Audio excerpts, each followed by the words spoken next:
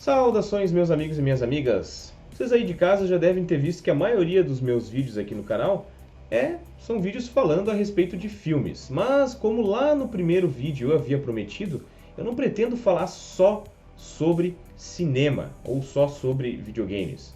Cinema com certeza é uma das minhas grandes paixões, os elementos da cultura pop que eu mais gosto, mas sem dúvida nenhuma nem só de cinema vive o homem. Para vocês aí de casa que gostam de um bom suspense, a dica de hoje vai satisfazer vocês, sem dúvida nenhuma. Antes de mais nada, eu gostaria de pedir a todos que se inscrevam no canal, compartilhem o vídeo e deixem seus comentários que com certeza eu respondo todo mundo da melhor maneira possível. Vamos pro vídeo. A minha dica então, já vou começar de cara mostrando o livro, é Na Teia da Aranha, do James Patterson. Na Teia da Aranha é um suspense muito interessante que já foi inclusive transformado em filme no início dos anos 2000, protagonizado pelo Morgan Freeman. A história de como esses filmes, como esses romances do James Patterson foram adaptados no cinema é algo bastante interessante. O Na Teia da Aranha foi um livro dele que lançou no início dos anos 90, em 92 se eu não me engano, e é o primeiro da saga do detetive Alex Cross. No entanto, o primeiro livro a virar filme foi Beijos que Matam, que é o segundo livro da série. Então, o segundo livro acabou sendo adaptado como o primeiro filme, e o primeiro livro, que é o Na Teia da Aranha, acabou sendo adaptado como o segundo filme. Tanto Beijos que Matam como Na Teia da Aranha, ambos são protagonizados pelo Morgan Freeman, e ele fez um bom trabalho como Alex Cross. Passou um lado do personagem, um lado bastante intelectual. Em 2012, o personagem voltou a aparecer nas telas com o filme A Sombra do Inimigo. Dessa vez ele foi interpretado pelo Tyler Perry, mas eu vou falar um pouquinho melhor a respeito disso mais tarde. A Teia da Aranha é um suspense bastante tradicional, bem ao estilo Silêncio dos Inocentes, onde se tem um vilão muito bem montado, muito bem construído, um assassino em série muito aterrorizante, um verdadeiro psicopata, e o livro trata a respeito de um sequestro. O detetive Alex Cross, no início do livro, mesmo sendo o primeiro da saga, a gente já tem todo um passado dele descrito. A gente sabe que ele perdeu a esposa, a gente sabe que ele é um pai solteiro, a gente sabe que ele mora ainda com a avó dele, que é a senhorinha que ajuda ele a cuidar das crianças. E tem todo um cenário que mexe muito com ele, que diz respeito a racismo, as comunidades pobres, as comunidades carentes ali da cidade de Washington, onde ele age, sofrem muito com preconceito. E no início do livro ele está investigando uma série de assassinatos que ocorrem nessas comunidades mais pobres, até que o próprio chefe de polícia chega para ele e pede para ele parar de investigar esses crimes e se focar no sequestro de uma menina, de um casalzinho, na realidade, um casal de crianças, filhos de pessoas ricas, dentre elas uma menina que é filha de uma atriz de cinema, e que esse caso seria mais importante ele investigar do que esses assassinatos dos moradores da periferia. Isso causa bastante ressentimento nele, mas ele acaba acatando a ordem e vai investigar esse sequestro. O sequestro foi perpetrado de uma maneira bastante bizarra. O professor de matemática das crianças se infiltrou na escola, se infiltrou ali na vida daquelas crianças, e era um sujeito bastante ardiloso, bastante frio. Ele estava disfarçado ali como professor de matemática. Por algum motivo ninguém percebeu isso, e ele acaba conseguindo sequestrar o casal de crianças e leva eles para um local remoto. Então o livro trata a respeito dessa caçada humana. De início ele fala a respeito dessa caçada humana atrás desse assassino, ao passo que a gente também tem certas amostras da maneira que a mente desse assassino funciona. A gente consegue entender o mundo, a gente começa a ver certos capítulos são narrados pelo próprio assassino, a gente começa a entender o mundo que ele vive, a maneira distorcida que ele vê o mundo. Ele é um cara completamente doente, que tem muitas manias de grandeza, e ele quer ficar famoso a todo custo. Ele se baseia muito num sequestro dos anos 30, se eu não me engano, o famoso sequestro do bebê de Lindenberg, um sequestro que nunca foi resolvido, e o sonho desse assassino é cometer um crime tão memorável quanto aquele. Nessa ânsia dele de chamar a atenção, de ficar famoso, um dia ele acaba cometendo um massacre num McDonald's, e é onde ele é preso.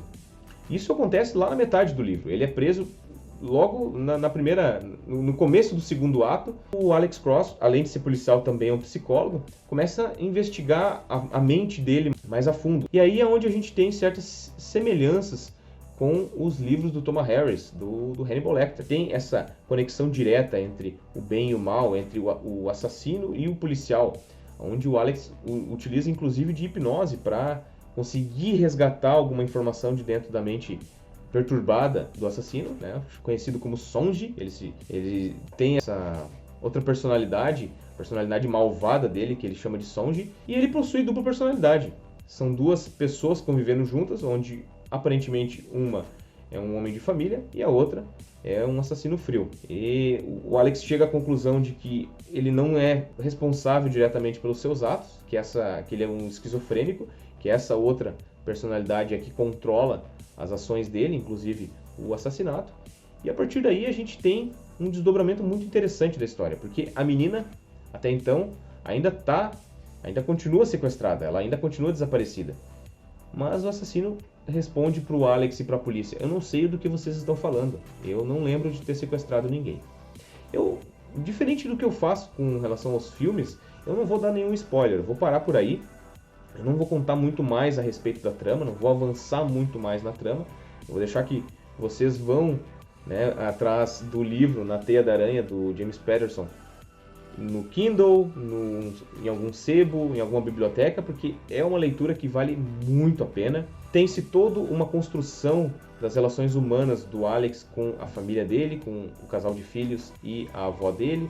O parceiro dele é uma figura muito interessante, um grande amigo dele. A agente do FBI, agente do Serviço Secreto, a Jessie Flanagan, é uma personagem muito, muito bem construída também, uma mulher forte, que se afeiçoa logo de cara ao Alex e a família dele. E tem também a figura do vilão. O Sonji é um vilão muito bem montado, muito bem construído. O filme do Morgan Freeman, o filme de 2002, é um filme bom, sem dúvida nenhuma.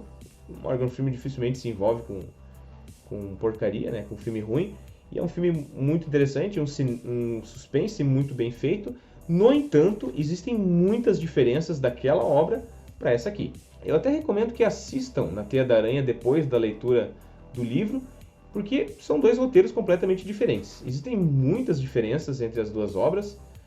Os rumos que as obras tomam, apesar de terem alguns personagens que tomam algumas atitudes praticamente parecidas ou as mesmas atitudes, são rumos diferentes, né? As duas obras seguem rumos completamente diferentes. Eu acho então que são duas experiências distintas. Outra obra que dá para recomendar, eu pretendo fazer uma análise quando eu pretendo comprar o segundo, O Beijo da Morte. Aqui no Brasil o título é O Beijo da Morte, mas o filme é Beijos que Matam. E eu pretendo fazer uma análise depois que eu ler o segundo livro.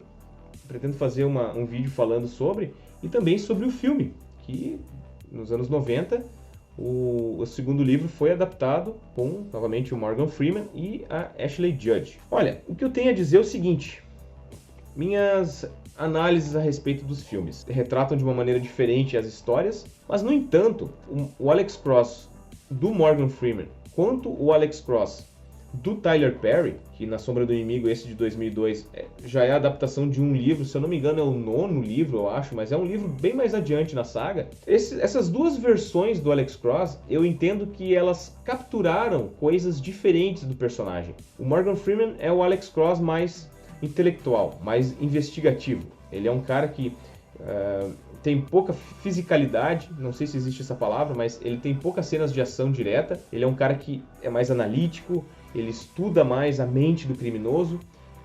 Até aí, então, a gente pode fazer novamente uma menção direta aos livros do Hannibal, porque é uma parte do suspense onde a coisa fica bastante mental, é um jogo mental de gato e rato entre ele e o assassino.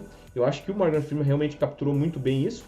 E o Tyler Perry já é o Alex Cross mais físico. Ele é o Alex Cross que dá tiro, que luta, mesmo, né, sendo um ator que estava acostumado a fazer comédias. Ele faz os filmes da Medea, os filmes são os filmes de comédia que ficaram famosos aí. Ele interpreta uma senhora de idade, assim, que fala palavrão, que faz piada e tal. E mesmo ele tendo sido, né, um ator de comédia, sendo reconhecido como um ator de comédia, ele não fez feio como Alex Cross. No entanto, na minha opinião, pela descrição do personagem no livro, nos livros, né, na Teia da Aranha, por exemplo, eu já acho que nem o Morgan Freeman nem o Tyler Perry seriam as escolhas 100% certas para este personagem. Como eu disse, eles têm cada um, por sua vez, certas características do personagem, mas se eu fosse escolher, de repente, se eu fosse um diretor de uma dessas obras, eu escolheria alguém como o Idris Elba, por exemplo, que é uma figura imponente, é um cara que trabalha bem na parte das cenas de ação, quando necessário, é um cara, para quem assistiu aí a série Luther, sabe que se dá muito bem numa história investigativa, que trabalha com essa ideia do jogo mental, da análise, trabalha muito bem com isso, e é uma figura bastante imponente, porque uma das coisas que me chamou muita atenção da descrição do Alex Cross é que é um indivíduo alto e que bota medo. A presença dele já bota medo, porque é um cara grandão, um cara que, né, já deixa claro que não veio pra brincadeira, né?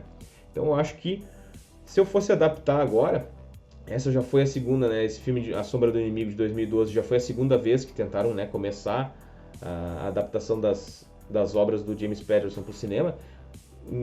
A princípio, até onde eu sei, não deu certo, mas se forem tentar uma terceira vez, e isso tem todo jeito, né? Essas obras aqui tem todo jeito de serem livros que futuramente a Amazon vai adquirir os direitos para adaptar numa série.